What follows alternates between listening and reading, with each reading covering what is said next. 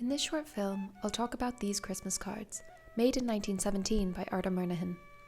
Produced 1 year after the Easter Rising, they're an important barometer of Republican beliefs and goals of that turbulent era. Born in Southampton, England in 1872 to a Welsh mother and a father of Irish descent, Ó Murnaghan was a leading artist during the Celtic Revival. He took a long route to becoming an artist, first working as a chemist and a librarian, and finally moving to Dublin to continue a career in wallpaper design in 1898. This move allowed him to pursue both his artistic ambitions and his burgeoning interest in Irish nationalism. Having joined the Gaelic League in 1901 and befriending the likes of Douglas Hyde and Arthur Griffith, Ó Murnaghan was well versed in the movement for Irish sovereignty. Working parallel to the push for political independence, the aim of the Celtic Revival was to forge cultural independence for Irish people. This new identity often depended on contemporary ideas of a national golden age of Irish history, aided by archaeological discoveries such as the Tower Brooch, which was found in 1850. Ó Murnaghan was similarly enthralled with Ireland's ancient past. He took inspiration from medieval illuminated manuscripts in his creation of books such as the Leabhar na hShaidhrí, or the Book of the Resurrection, which commemorated the lives lost during Ireland's struggle for independence. As shown on these pages, Ó Murnaghan's work skillfully combines spirals, knots, interlace, and other Celtic motifs with a modern colour palette and design sensibility to create a refreshed visual vocabulary for a newly independent Ireland, presenting itself on the global stage on its own terms. Likewise, Ó Murnaghan's Christmas cards speak powerfully to Irish concerns, Irish sensibilities, and Irish identities.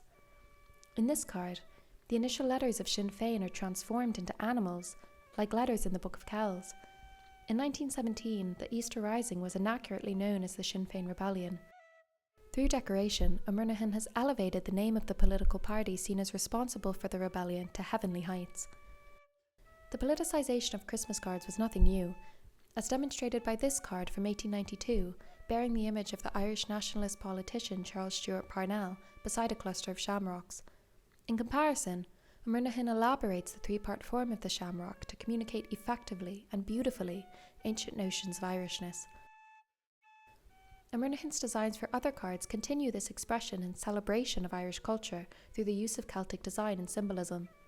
For example, see how the N of Nullig has been embellished with ancient Celtic ornaments, as well as the names of jails that held the 1916 rebels.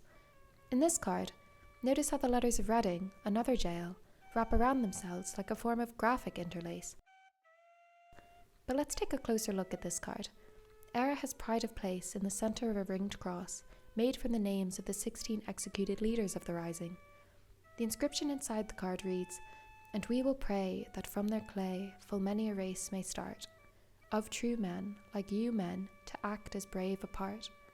This line is taken from a commemorative poem commonly known as Who Fears to Speak of 98. Through the inscription, Ó Murnaghan not only honours the achievements of 1916 by associating it with the legendary 1798 rebellion, he also encourages a renewed push in the fight for Irish autonomy. These two cards serve as a tribute to the 1916 rebels who were imprisoned at Frongoch in Wales and Lewis in England. But Ó Murnaghan has shifted the power dynamic here, as the Welsh dragon and the British lion are wrangled by the Irish tricolour, and here the chain of captivity is broken. This is a prescient symbol, as the general amnesty of 1917 meant that all Irish Republican prisoners would be released from British internment camps and jails on Christmas Eve. These cards were likely designed before the amnesty was announced, so the symbol could be understood as representing the freedom Ó Murnaghan envisions for his country's future. I think Christmas exists both as tradition and hope.